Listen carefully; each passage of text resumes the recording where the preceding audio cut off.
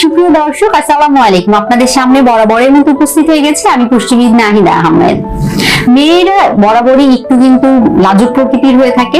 তারা তাদের যে জীবনযাপন আছে সেটিকে এক্সপোজ ওইভাবে করতে চায় না, আর তাদের ব্যক্তিগত জীবন বা সেক্সুয়াল যে লাইফটি আছে সেটি সম্পর্কে কথা বলতে তো একেবারেই নারাজ হয়ে থাকে, বা বেশিরভাগ ক্ষেত্রে দেখা যায় তারা যদি এই বিষয়টিতে কমপ্লিকেসি ফেস করে তারপরেও তারা ডাক্তারের বা হেলথ কেয়ার প্রফেশনাল কারো শরণাপন্ন হতে খুবই বেশি দ্বিধাদ্বন্দ্বের মধ্য দিয়ে যান।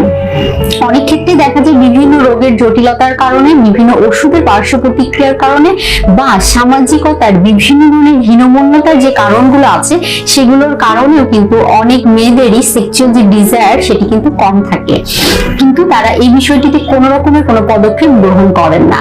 আজকে আমি আসলে তাদের জন্য, সেই সকল মায়েদের জন্য, সেই সকল বোনদের জন্য কিছু খাবারের কথা মেনশন করি, যে খাবারগুলো তারা যদি তাদের খাদ্য তালিকায় রাখেন সেটি কিন্তু দেখা যায় তাদের যেই যৌন জীবনটি আছে সেটির ক্ষেত্রে যেই অ্যাক্টিভিটিস গুলো আছে সেই অ্যাক্টিভিটিস গুলো বুস্ট আপ করার ক্ষেত্রে খুব কার্যকর ভূমিকা পালন করবে।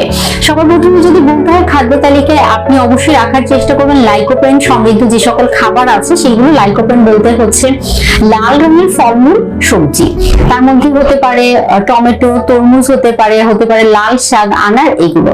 পরবর্তীতে বলবো জিঙ্ক সমৃদ্ধ খাবারের কথা। জিঙ্ক সমৃদ্ধ খাবারগুলো কিন্তু খুবই ভালো কাজ করে, শুধু মেয়েদের জন্য না, ছেলেদের জন্য দেখা যায় যে এই জিঙ্ক সমৃদ্ধ খাবারগুলো সেক্সুয়াল ডিজায়ার বাড়াতে খুব ভালো কার্যকর ভূমিকা পালন করে থাকে। জিঙ্ক সমৃদ্ধ খাবার এবং আয়রন সমৃদ্ধ খাবার, এই খাবারগুলো আমরা কোথা থেকে পেয়েছি? ফার্স্ট ক্লাস প্রোটিন যেগুলো আছে সেখান থেকে। মাছ, মাংস, দুধ, ডিম, এমনকি ডাল, বাদাম, বিচি জাতীয় খাবার, এগুলো থেকে কিন্তু আমরা দেখা যায় যে পেয়ে যাই জিঙ্ক এবং আয়রন সমৃদ্ধ খাবার। পাশাপাশি বাদাম, সামুদ্রিক মাছ, বিচি জাতীয় খাবার থেকে ওমেগা 3 ফ্যাটি অ্যাসিড পাওয়া যায়, যেগুলো দেখা যায় মানসিক স্বাস্থ্য বুস্ট আপ করতে খুব ভালো সাহায্য করে। মানসিক স্বাস্থ্য যদি বুস্ট আপ হয় সেই ক্ষেত্রে কিন্তু দেখা যাবে যে এটিও আপনাকে মানসিকভাবে ফুরফুরে রাখতে সাহায্য করবে। সেক্ষেত্রেও কিন্তু আপনি পরোক্ষভাবে আপনার সেক্সুয়াল লাইফে খুব একটা ভালো পারফরমেন্স প্লে করতে পারবেন।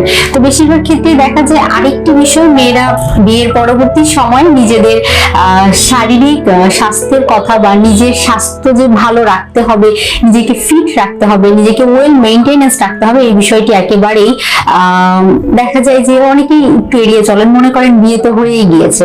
তো তাদের উদ্দেশ্যে বলবো নিজেকে অবশ্যই ফিট রাখতে হবে, কেননা আপনি যদি অতিরিক্ত মুটিয়ে যান সেক্ষেত্রেও কিন্তু এই সমস্যা দেখা দিতে পারে অনেকের ক্ষেত্রেই, কেননা অতিরিক্ত মুটিয়ে গেলে শরীরে বিভিন্ন রোগ বাসা বাঁধতে পারে।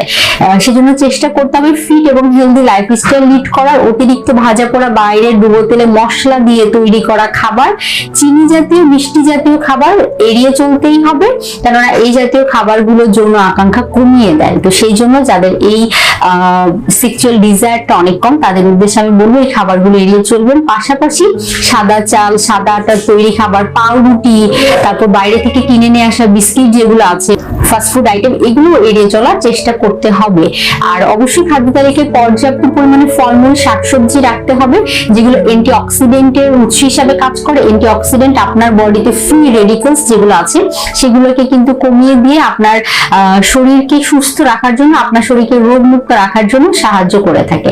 তো আশা করি যারা শুনছিলেন তারা এই টিপস গুলো মেনে চলার চেষ্টা করবেন। ধন্যবাদ।